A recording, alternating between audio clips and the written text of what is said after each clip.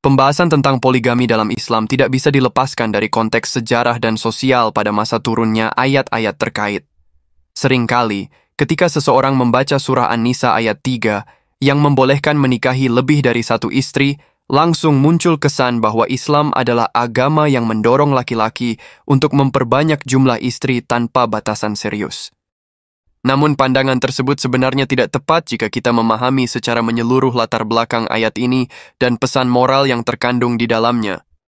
Sebelum Islam datang, masyarakat Arab berada pada masa yang sering disebut sebagai zaman jahiliyah, di mana nilai-nilai sosial dan kemanusiaan banyak yang terabaikan dan bahkan dirusak. Praktik poligami saat itu tidak memiliki aturan atau batasan yang jelas, bahkan cenderung bebas dan semena-mena. Seorang pria bisa menikahi banyak wanita tanpa batas dan seringkali tanpa memperhatikan kesejahteraan istri-istrinya maupun anak-anak yang lahir dari pernikahan tersebut. Seringkali, wanita diperlakukan sebagai barang, warisan, atau budak yang tidak memiliki hak-hak yang layak. Turunnya ayat poligami di surah An-Nisa ayat 3 datang dalam konteks sosial yang penuh tantangan. Pada saat itu, banyak pria muslim gugur di medan perang, seperti Perang Uhud, meninggalkan istri dan anak-anak yang menjadi rentan dan membutuhkan perlindungan. Ayat ini hadir untuk mengatur agar para lelaki yang menikah lebih dari satu harus mampu berlaku adil dan bertanggung jawab atas kesejahteraan istri dan anak-anak mereka. Ayat ini tidak mengandung dorongan untuk menambah jumlah istri secara semena-mena, melainkan menetapkan batas maksimal 4 istri sebagai bentuk pembatasan dari kebiasaan lama yang tidak terkendali. Bahkan, jika suami khawatir tidak mampu berlaku adil, ia diperintahkan menikahi hanya satu istri. Ini adalah pesan yang sangat kuat dan jelas menempatkan keadilan sebagai syarat mutlak dalam poligami. Dengan kata lain, ayat poligami bukanlah regulasi yang membebaskan laki-laki untuk memperbanyak istri sesuka hati, melainkan regulasi yang mengatur agar poligami dilakukan secara bertanggung jawab dan terbatas. Islam memandang poligami sebagai solusi sosial dalam kondisi tertentu, bukan sebagai hak mutlak atau kemewahan. Selanjutnya, kita akan mendalami bagaimana praktik poligami sebelum Islam dan perubahan besar yang dibawa Islam dalam hal ini. Untuk memahami makna ayat poligami secara utuh, penting sekali menengok kondisi sosial dan budaya masyarakat Arab sebelum Islam datang, yang biasa disebut masa jahiliyah. Kata jahiliyah sendiri berarti ketidaktahuan dan menggambarkan keadaan masyarakat yang belum mendapatkan petunjuk Allah melalui wahyu. Pada masa jahiliyah, praktik poligami sudah sangat lazim, bahkan seringkali tanpa aturan atau batasan apapun. Pria-pria Arab bisa menikahi wanita sebanyak yang mereka mau, tanpa mempedulikan kemampuan finansial, emosional, atau tanggung jawab terhadap keluarga besar yang mereka bentuk. Poligami kala itu lebih didasari pada faktor status sosial dan kekuatan, bukan pada tujuan membangun keluarga harmonis. Lebih buruk lagi, wanita sering diperlakukan semena-mena. Mereka menjadi objek warisan, diperdagangkan, atau bahkan dijadikan budak tanpa hak dan perlindungan. Tidak ada konsep keadilan terhadap wanita maupun anak-anak dari hubungan tersebut. Hal ini menyebabkan banyak wanita dan anak-anak yang terlantar dan menderita secara sosial dan ekonomi. Praktik pernikahan juga tidak menentu. Laki-laki bisa saja menikahi istri lebih dari 4, melakukan nikah siri tanpa aturan, atau meninggalkan istri tanpa nafkah dan perlindungan. Semua ini menciptakan ketidakadilan dan kerusakan moral dalam masyarakat. Kemunculan Islam membawa revolusi sosial dan etika yang luar biasa dalam hal ini. Allah melalui wahyunya mengatur pernikahan, termasuk poligami, dengan aturan yang jelas dan syarat yang ketat. Surah An-Nisa ayat 3 menegaskan batas maksimal 4 istri, dengan satu syarat yang sangat berat, harus berlaku adil secara sempurna.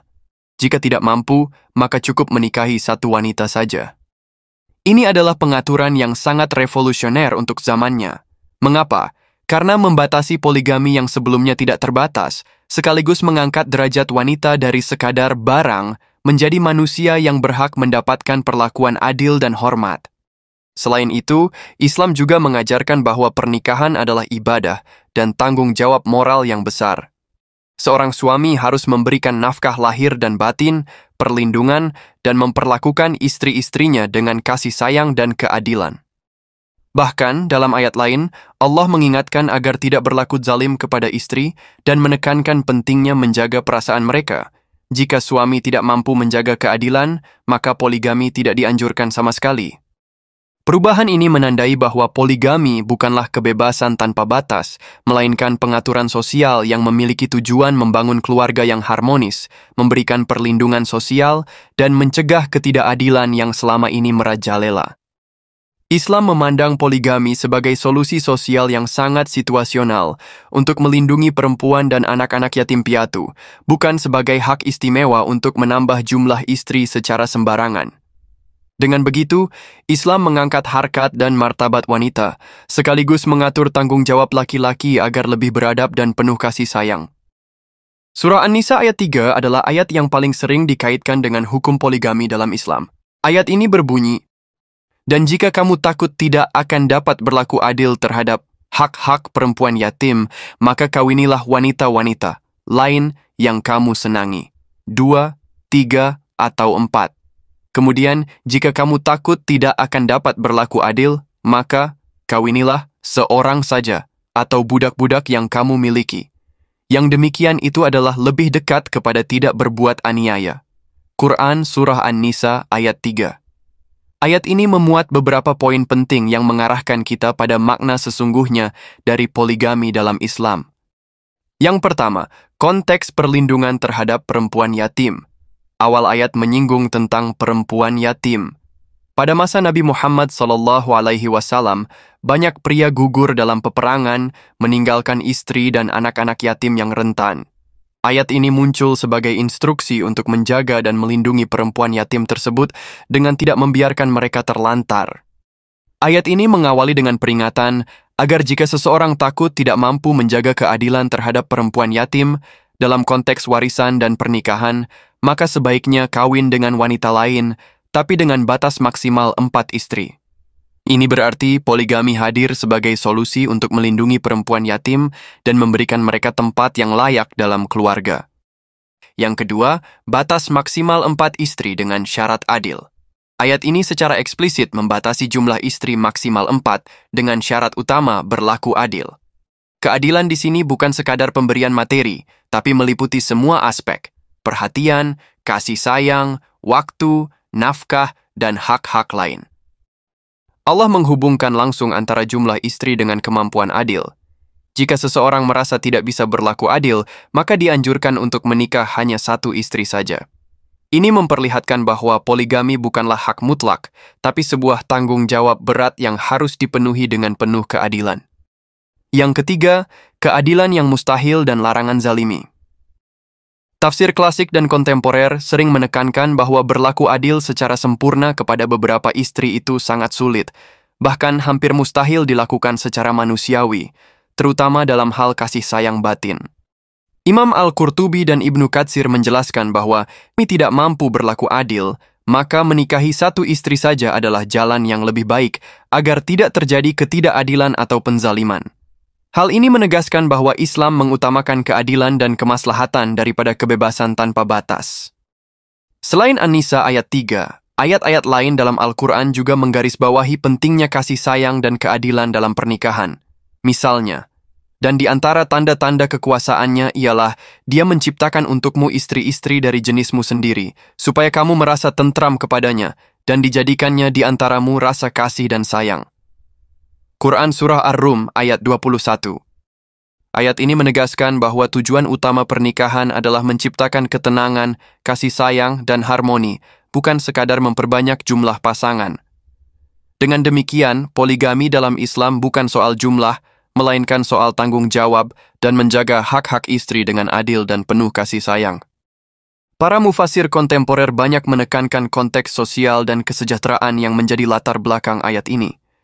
Poligami tidak dipandang sebagai praktik yang harus dijalankan tanpa alasan, melainkan sebagai jalan keluar sosial dalam kondisi tertentu seperti perang, kematian, dan kebutuhan perlindungan sosial.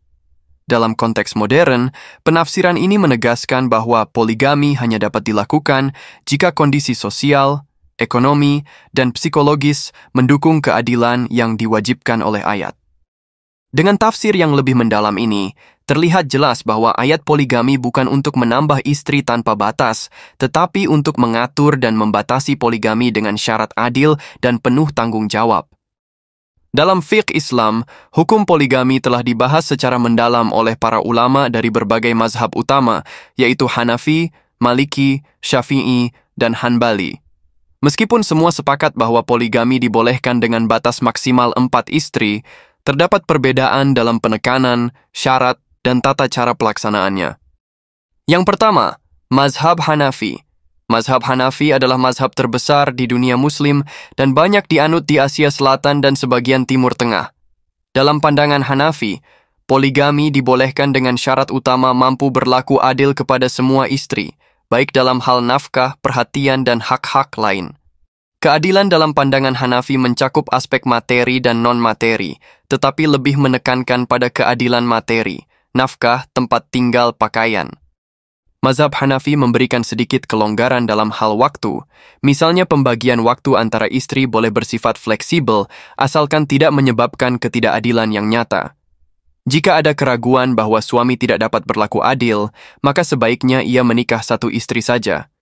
Dalam beberapa kasus, misalnya ketika seorang suami sudah menikah tapi kemudian istri pertamanya mengajukan talak dengan alasan suaminya menikahi lagi tanpa izin, hukum Hanafi memperbolehkan istri untuk menuntut pembatalan poligami.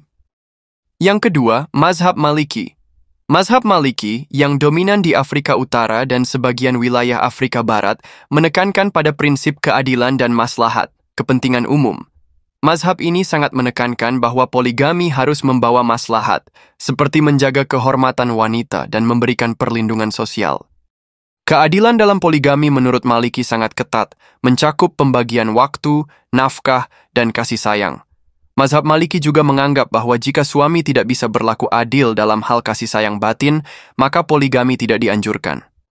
Di Maliki, kadang ada tambahan syarat administratif, misalnya perlu adanya izin pengadilan jika suami hendak menikah lebih dari satu istri, untuk memastikan tidak terjadi ketidakadilan. Jika ketidakadilan terbukti, pengadilan dapat membatalkan pernikahan poligami. Yang ketiga, mazhab Syafi'i. Mazhab Syafi'i yang banyak dianut di Indonesia, Malaysia, dan sebagian Timur Tengah memiliki pandangan yang sangat detail tentang poligami. Mazhab ini menegaskan poligami boleh dilakukan selama mampu berbuat adil. Keadilan menurut Syafi'i mencakup semua aspek, termasuk waktu, nafkah, dan perhatian. Jika suami tidak dapat memenuhi keadilan, maka menikah satu istri saja lebih utama. Mazhab Syafi'i juga mengatur prosedur nikah kedua, termasuk syarat transparansi dan persetujuan wali. Dalam beberapa interpretasi Syafi'i, suami yang menikahi lebih dari satu tanpa alasan yang jelas dapat dianggap tidak etis dan berpotensi menimbulkan keluarga. Yang keempat, mazhab Hanbali. Mazhab Hanbali yang dominan di wilayah Saudi Arabia dan sekitarnya dikenal lebih konservatif dalam beberapa hal. Mazhab Hanbali memperbolehkan poligami dengan syarat adil, namun mereka menekankan tanggung jawab moral yang sangat berat bagi suami. Hanbali menegaskan bahwa jika suami tidak bisa berlaku adil, maka lebih baik menikah satu saja. Dalam praktik, Hanbali juga menekankan bahwa poligami harus dilakukan dengan penuh kehati-hatian dan dalam batas-batas syariat. Beberapa ulama Hanbali memberikan catatan khusus terkait perlunya suami mendapatkan izin istri pertama, walaupun secara fikih tidak wajib demi menjaga keharmonisan keluarga. Mazhab Hanbali juga menyarankan agar suami mempertimbangkan kondisi psikologis dan sosial semua pihak sebelum menikah lagi. Secara umum, keempat mazhab sepakat bahwa poligami dibolehkan maksimal 4 istri. Syarat utama adalah kemampuan berlaku adil dalam semua aspek. Jika tidak mampu berlaku adil, menikah satu istri saja dianjurkan. Poligami bukanlah hak mutlak, melainkan tanggung jawab yang berat. Pengaturan sosial dan perlindungan terhadap wanita adalah prioritas utama. Namun, masing-masing mazhab memiliki pendekatan dan penekanan yang sedikit berbeda dalam praktik dan penerapan hukum poligami. Poligami dalam Islam harus dipahami sebagai sebuah aturan sosial yang dirancang untuk mencapai keadilan dan kesejahteraan umat, bukan sebagai sarana untuk menambah jumlah istri tanpa tanggung jawab. Dalam dunia modern yang semakin kompleks, poligami menuntut pendekatan yang lebih bijaksana, berimbang, dan manusiawi. Dengan mengedepankan prinsip keadilan, penghormatan hak perempuan, dan komunikasi keluarga yang sehat, poligami bisa tetap relevan sebagai solusi sosial tanpa mengorbankan martabat dan kebahagiaan keluarga.